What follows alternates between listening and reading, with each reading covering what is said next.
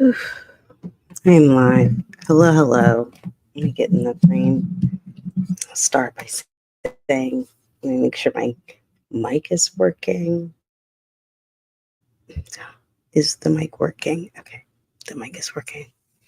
And of course, right now, as soon as I go live, I need to get something to drink. Hold on one second. Let me put some music on here for a moment and give myself the chance to be hydrated.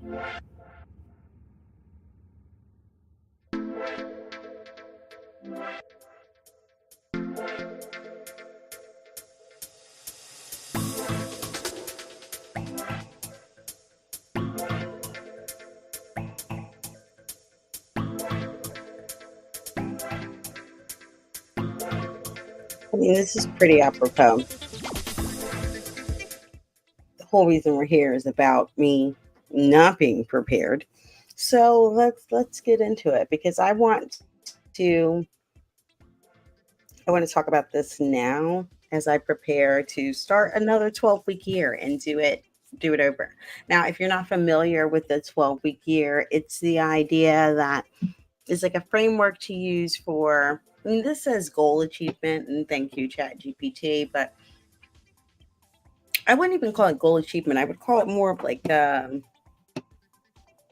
well, goal attainment, yes, but achievement, if you don't reach the full goal in the 12th year, that's not necessarily a failure, but you should leave it with some systems to achieve that goal and help you take steps towards what is a larger vision, right? The whole idea is that you can achieve more in 12 weeks than most people would achieve in a year if you follow this practice. And I followed a lot of it, but not all of it. And I feel like I achieved a lot. I completed a 90-day live stream challenge. I'm almost done with uploading a video every day in August after what was a dormant YouTube channel. But the goal was actually to monetize the channel in 12 weeks. That was the 12-week goal. My other 12-week goal was to lose 10 pounds. I gained 10 pounds over the last year, and it changed the way my clothes fit. And I'm not buying a new wardrobe, so we just got to get this weight off. I did not lose 10 pounds over the course of the 12-week year. I didn't even I lost one, but I didn't successfully start the pattern of adding the workouts and food prep to my life. Now, I did start walking more, so I made progress, but no perfection. And then my third goal was to launch my negotiation strategies class, and I made like no steps towards that. So, in short, I failed my first 12-week year. And when you read the book, A Company with 12-Week Year, it literally says you can't dabble in the 12-week year. And I think I dabbled a bit. I know I dabbled a bit. And so before I start this again, now granted, I still think I accomplished a lot in that 12 week, but not in the not what I was fully capable of. I was still at like an 80%. We're gonna try this 12-week year going on 100% this next time. And so I'm going to try to learn from the lessons that caused me to fail in the first place. Now, one of them I would say was a lack of clear goals. I just named the three goals that I had about losing the 10 pounds, working out. I mean, not losing the 10 pounds, monetizing this channel, and launching the negotiation strategy class. And those are actually pretty clear goals. What I lacked was a clear connection to the why and the vision. Hi, Akira. Welcome from Peru.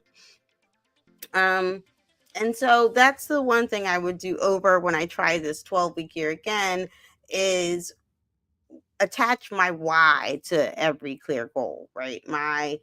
For example, I want to launch the negotiation strategies class because I think that it's a skill that more people would be able to have better relationships, make more money, if they had more confidence around that skill and more tools with which to practice at being better. It feels like part of my way to add value to the world. And and maybe I could get some value in return for that. So connecting to that why of even why I want to start the business, right, will really help me with getting clarity on that goal. The 10 pounds I mentioned, my clothes don't fit the same. I want them to fit better. But ultimately, the goal is about being healthy and having a healthy lifestyle and taking good care of this vessel that I have been gifted with in this short period of earth, right? So I need to, next time when I start my 12-week year, I'm going to get even more clear around my goals. So that's great, Akira, that you already have some short and long term goals, but same, exactly. I want to continue improving. I always want to try to be better than the me yesterday. Um, so that's tip number one, or of how I failed and what I would do differently. Now, the other part I would say is the poor planning. And the major thing I failed at in the 12-week year is that it tells you to have a 3-hour strategy session every week. And during that 3-hour strategy session, you're supposed to not only be working on the strategy to achieve those goals, but actively doing some of the work. So if I had had my 3-hour strategy sessions when I was supposed to be launching the class, I could be doing that to market the class, finish building out the curriculum. I did schedule the 3-hour strategy sessions, but I didn't commit to doing them. So if something else came up during that time I was supposed to have it, I just did the something else and gave it priority over me. Um, so that would be another thing I would do differently. I think part of my problem, I know I scheduled the 3-hour strategy sessions at a time that just didn't make sense. I wasn't going to get the things done then. So that would be another thing I would do differently in terms of planning, plan around times I know that are going to work for me. Um, yeah, I think that helps too, Kira, is just writing it down, and even writing down when I committed to doing it. But knowing that I originally tried to do my 3-hour strategy sessions on Wednesday mornings before work, and it just never worked out. So when I try my 12-week year again, I will move my 3-hour strategy sessions to Sundays when I know I have time, and I usually use that to prep for the week. Why set myself up for failure by trying to do it at a time I know I can't do it? But definitely writing those plans down too, like Akira said, when I'm actually planning, because that helps avoid the inconsistent execution. Um, well, Akira, I hope you'll join me when we try again starting September 1st. So we'll give the next week to get clarity on our goals and start writing down those plans so that it's September 1st we can start this 12-week year. Because I wrote down some of those things, but I didn't execute on them consistently. Like I said, I scheduled the strategy sessions, right? But I didn't go to them every time. And that definitely led to failure of it. I think one of the things I would do differently um, is I don't know about you, because everybody's different here, right? Some people, they want to avoid a bad thing happening, and that will motivate them. Some people want a reward, and that motivates them. And if I'm trying this again and I want to be consistent, this time what really works for me would be thinking about what happens if I'm not consistent, right? Like, I'm trying to do these things in a 12-week year, but the bottom line is, if I don't accomplish this, 12 weeks is still going to pass me by. A year is still going to pass me by. And so the if I don't do the execution, time is still going to pass and I still won't have the thing. So I'll only just be getting older and not having the things that I want. Who wants that? So I think for this time, reminding myself of what if I don't do it, I'm missing out. So maybe I need a new mantra that reminds me that I'm going to try to think of this mantra right now on the spot, because it has to be for it to work for me, and everybody's different. So maybe you could share what would be a mantra that would work for you, that will motivate you during the hard times when you are not honoring your commitment to yourself. I think it'll be what I've been saying lately about being disciplined and keeping those commitments being an act of self-love. I think I would ask myself in this moment, when I'm not executing on my plan, do you love yourself or don't you? Because if you love yourself, you do it. I don't know that I don't like the way that sounds either, but let's see. And Akira says, what you mentioned is important. Sometimes I felt that when I failed at a goal, I gave up. And this topic is important to me since I'm more prepared now to achieve my goals. That's great. That right there is progress, though, Akira. I'm feeling more prepared to achieve them. One thing that I think has helped is I know my failure came with a lesson. And so that's why I named this too, and how you can avoid those same mistakes. Like, what am I going to do differently now that I learned that lesson? And that's what I'm going to do for this with my inconsistent execution, is remind myself that discipline is an act of self-love, and I do love myself, so I will be disciplined enough to execute on the plans that I set for myself. And here's the thing that really has been hitting home. If I don't execute on the plans I set for myself, like, that's disappointing to me. But if it were a friend or a family member who asked me to do the thing, I would do the thing because I wouldn't want to disappoint them. Right? If my friend asked me to take them to the airport, even if I didn't feel like it that day, I'd still take them to the airport because I don't want to disappoint them. So why would I disappoint myself if I told myself I would work out today? Why would I disappoint myself by not working out? Like, am I not a friend to me? That's wild, right? So that's how I'm going to remember that. And which brings us to procrastination. Delaying tasks and leaving the important actions until the last minute.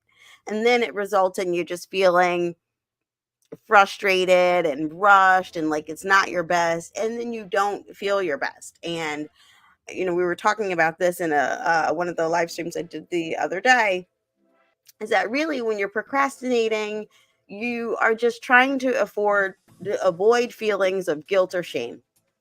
You either maybe feel some shame about the overwhelm of doing the task, or not feeling like you have all of the skills or ability to do the task, or you feel some guilt about the fact that you haven't been doing the thing that you were supposed to do.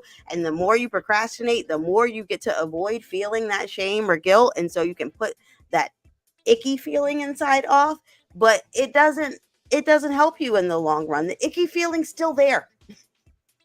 So now the other thing I've noticed, though, is when I push through the icky feeling and just do the thing, even if I don't do it well, even if I don't do it 100% to perfection, right? But I just make some progress, I feel better.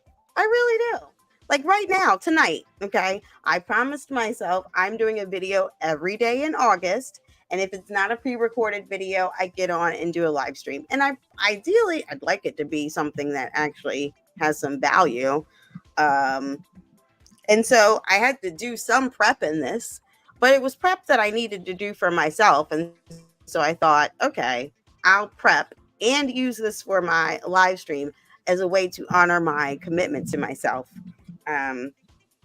And here we are. I feel better now that I at least have it done. But thank you so much. Thank you for subscribing to Kara, and I hope you'll come back. And I can't wait to hear about your progress on your goals in the future. Now, I used to be really guilty of this, and definitely, I think a little less so now. Well, not a little less so. That would still be overcommitting. A lot less so now. It feels less overcommitting now because I just don't say yes to things that I don't want to say yes to. There was a time in my life where I would commit to things because I wanted to make other people happy and I didn't necessarily want to do them. And I just don't have the energy for that anymore. So I just don't do it. But I have multi passions. That's why it's called Slasher Chick. I like a little bit of this, slash that, slash this. So I have to keep that in mind. And the 12 week year does give you a clear container. But I think maybe in just getting started, perhaps I made those three particular goals perhaps too ambitious. And that now there's a coach on YouTube, Coach Sherry. On her channel, she's recommended you to pick two personal, or maybe two professional and one personal goal. So my professionals were the monetize my YouTube channel, launch the negotiation class, and the personal was the lose weight, right? But this is my first time really trying the 12-week year. So that might be a bit of an over commitment when technically the YouTube and the negotiation class are two separate businesses ultimately, or at least they could be. So perhaps that's overcommitting, and in the next 12-week year, I make those goals something that's a little more related to one another.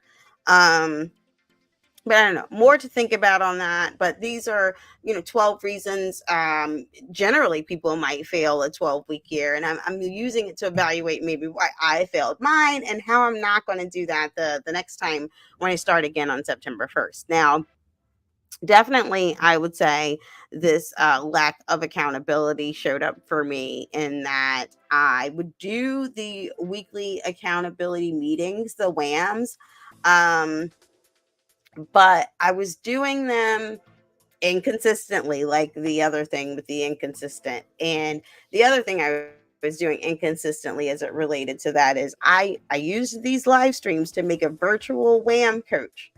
And I had intended to actually do my WAMs as a live stream and have my weekly accountability meetings as a live stream, because it's really helpful to have my YouTube audience as an accountability buddy. Because now if I said it to anyone who has chatted with me in the comments about, I thought you said you were going to XYZ, girl, then I really feel more accountable to come back and say whether I XYZ'd or not.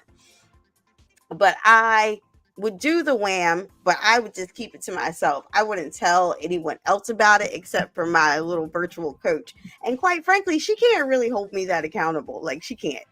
She's not going to follow up with me. She's not going to do anything unless I initiate it. And so that, if I'm really being honest with myself, that was some BS. I knew that wasn't going to work. But hey, you live and you learn. That is the first time you do something. If nothing else, it teaches you how to do the thing. And this was the first time I tried the 12-week year and I failed. And this is what I'm going to do differently. Now, this was, I was so close with this because one of the things I really love about the 12-week year too is it asks you to track your progress, right? You can totally gamify that part of tracking this progress. And so I think I did a great job of giving all of my actions and tasks that I was supposed to take on a regular basis, giving them a point system and creating a threshold of how many points I was supposed to get to every week. And initially in the first 2 to maybe 3 weeks, that was like so much fun and so engaging. And then I completely fell off with any kind of tracking of that. So I think the thing I would do differently is I would definitely continue to gamify it and make it feel fun, and feel like you against you, right? Because that's really what it is. It's just you trying to beat the you of last week and trying to be 1% better than you've been before. So what I would do differently now that I have successfully gamified it is set up a ritual around getting my points together. Like, why wouldn't that should be fun, right? It should be like a game that I play at the end of the day. So maybe it's the end of the day reward. I could ritualize that by using that to shift my day. Like, I I, for the most part, work from home. And when you work from home, you really have to do things that indicate this is the end of your workday. Now, because I'm also trying to do YouTube on a regular basis while having another full time job, I try to think of my schedule in terms of my 5 a.m. to 9 a.m., and that is my time to myself. And then my 9 a.m. to 5 p.m., that's the time where I'm working on my full time job. And then my 5 p.m. to 9 p.m., like that's my YouTube side hustles, whatever kind of time. So I could make this gamified tracking of the progress my 5 p.m. activity that signals I'm done with my workday. It's a me work time, and here's what I've accomplished so far this day on my 12-week year. That doesn't sound bad. I don't know. I'm in the space where I'm about romanticizing and ritualizing as much as you can. And so maybe that's a thing I do at the end of the day. Like I make a tea and light a candle and put my game points in. I don't know. I'll keep y'all posted on that. More to come. If you have ideas on a great way to be consistent about tracking your progress, please share them in the comments. Or if you are watching this on the replay, then put them there. Now, external distractions. One thing is for sure, if you're going to try a 12-week year, any type of planning, yeah, life is going to life on you. That is definitely going to happen. But I think the thing about the 12-week year is that it really does help you still stay focused in spite of external distractions. So, what I would do differently for this is I do think a huge factor was just not having those regular 3 hour strategy sessions. And if I had done those on a weekly basis, then I would have been fine. Now, because that would have removed some of the external distractions. And even if there were times where I needed to shift kind of what I was doing, I would know, oh, well, I have my 3 hour strategy session, so I'll still be able to do it then. Um, so maybe one thing I would do differently this time. Ooh, this might be okay. So let me think aloud here, which is I guess the whole thing I'm doing anyway in this live stream. So I recognize that my weekly strategy sessions were set up at the wrong time. I said I would move them to Sundays. Maybe Sundays is actually when I would do them as a live stream so that I'm having my strategy session, we can co-work, and it keeps me accountable to the goal. So that might be a good idea. But yeah, just keep in mind if you're trying a 12-week year, of course, life is gonna life. But if you have been really clear about the goals for number one, then you've got a clear vision as to the why, and that will keep you focused when other things are getting in the way. Now, this one definitely came up throughout my practice of trying my first 12-week year. And, when I say the word failure, I don't, I hope no one takes that as negative self talk either, because failure is not a negative to me. Failure is an opportunity to learn. Like I forgot who invented the Dyson.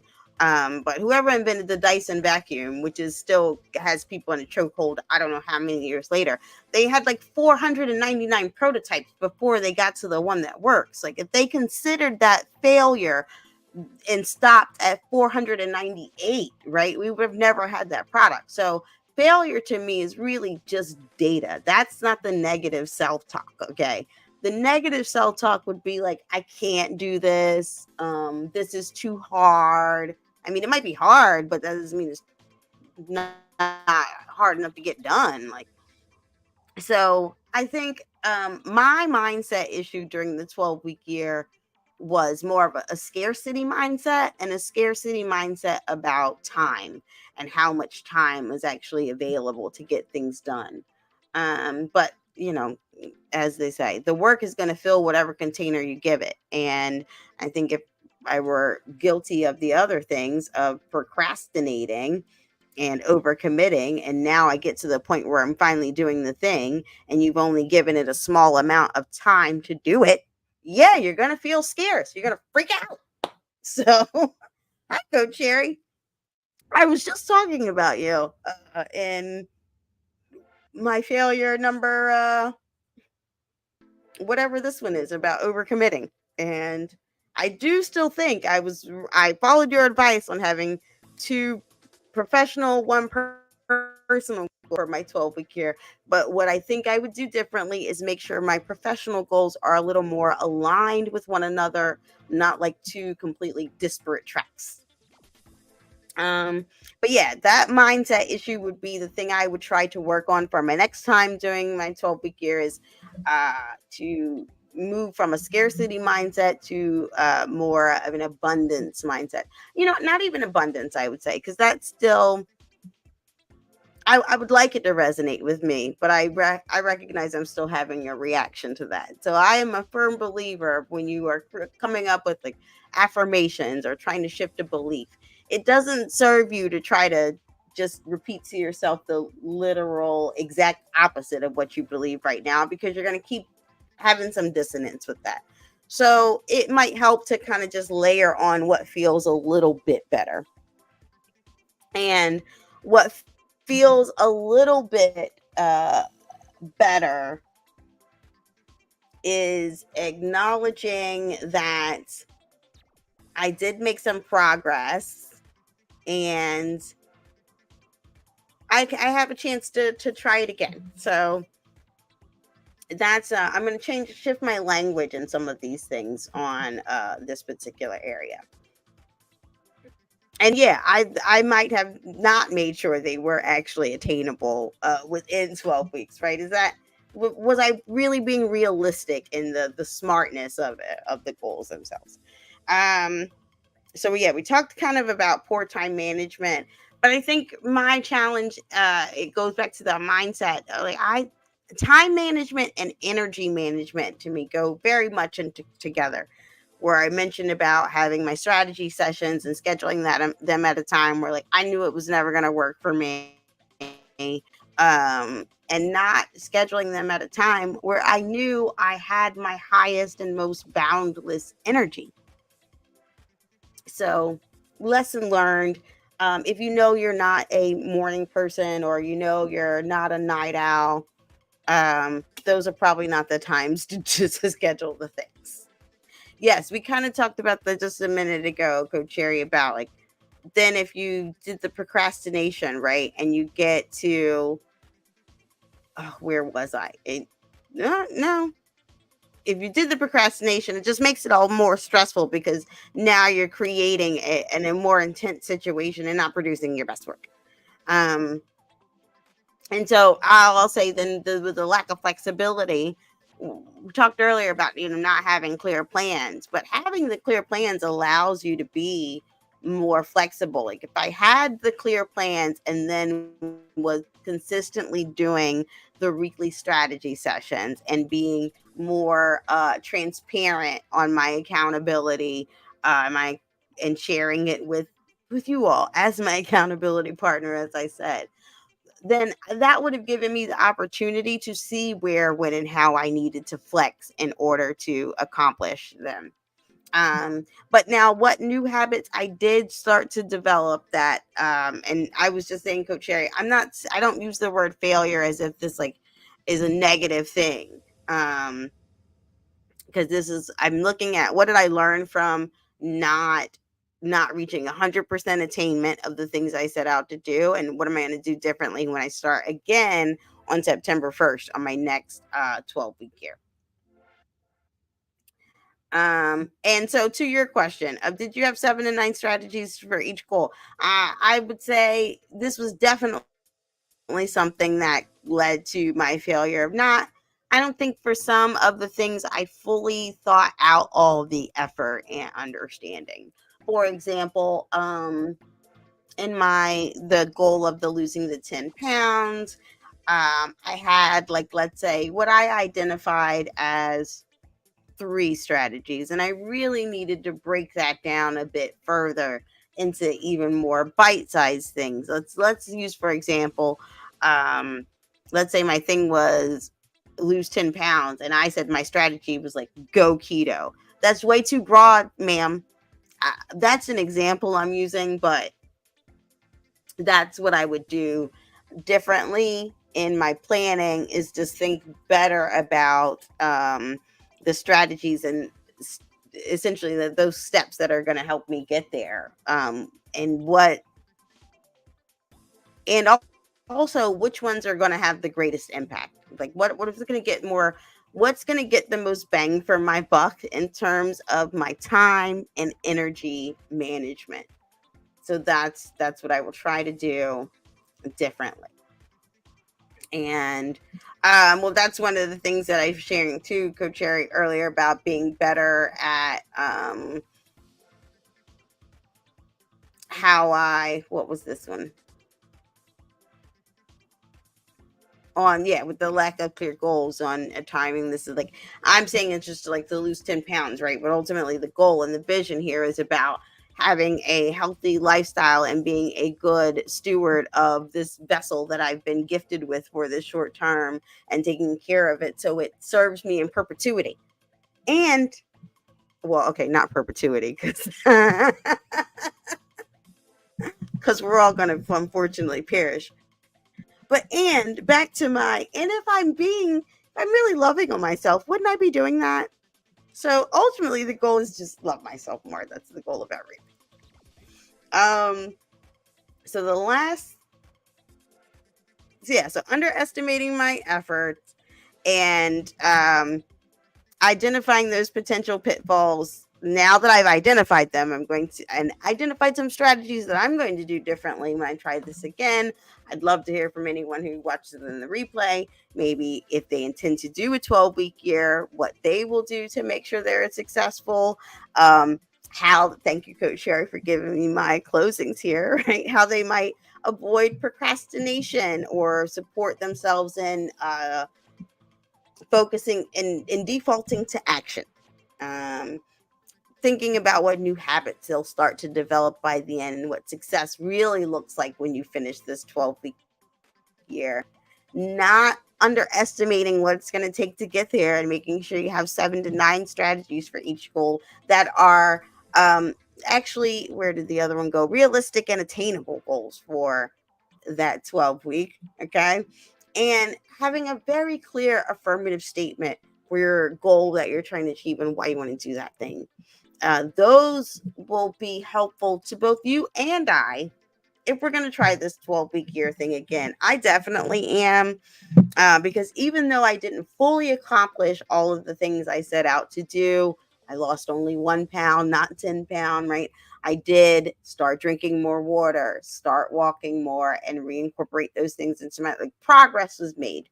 Um, I am not the same person.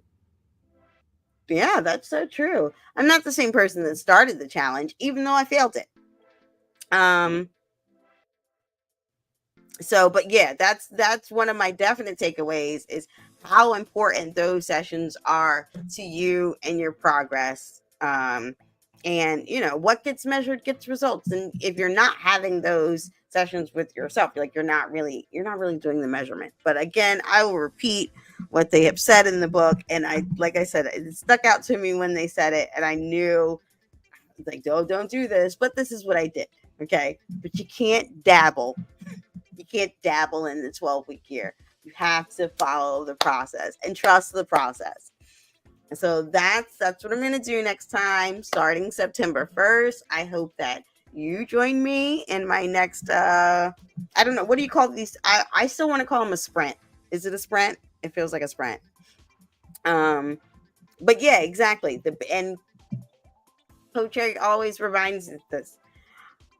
The baby steps count too. And I am very grateful of noticing some of those shifts in my behavior, of noticing myself reach for water first, noticing myself not buy other things so that it's not even in the house, and that, like, water is my first choice, the well, only choice. But that's progress.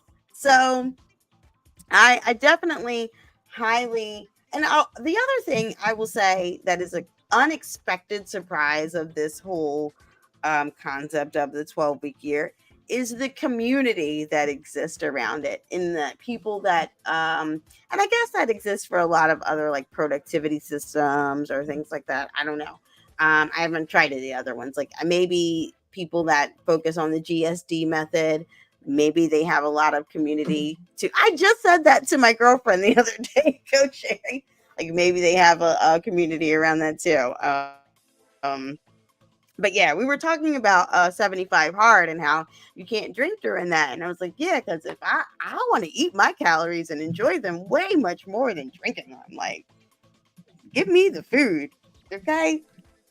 But that's it. That is the 12 reasons I failed my 12-week year, 12 pitfalls that perhaps you can avoid if you were trying your 12-week year, and my invitation for you to join me starting on September 1st when I do this again. I'll tell you how it's going. I will be more accountable to you as my accountability partner and share with you the progress and how things are going. But that's the live stream. That is today is day August 23rd. This is my 23rd video for the month of August. And so I hope you check out the channel tomorrow for whatever I post then on my video every day in August. And if no one else told you today, you're more than enough. And I love you. Have a good night.